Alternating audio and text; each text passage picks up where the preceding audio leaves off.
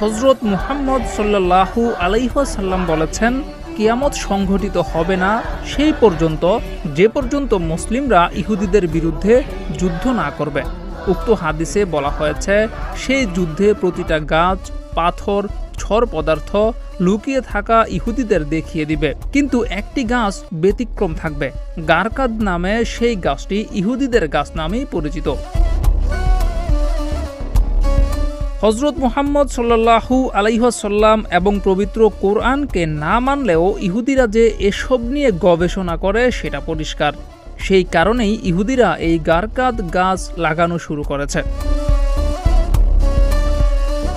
অনেকদিন আগে থেকেই ফিলিস্তিন সীমান্তে এই গারকাদ গাছ লাগাচ্ছে ইহুদিরা, যেহেতু এই গাছ তাদের আশ্রয় দিবে এবং নবীজি সাল্লাল্লাহু আলাইহি ওয়াসাল্লাম বলেছেন, ইহুদিদের সঙ্গে মুসলিমদের যুদ্ধ হবেই, তাই সেটাকে তারা মেনে নিয়ে এই গাছ লাগাচ্ছে।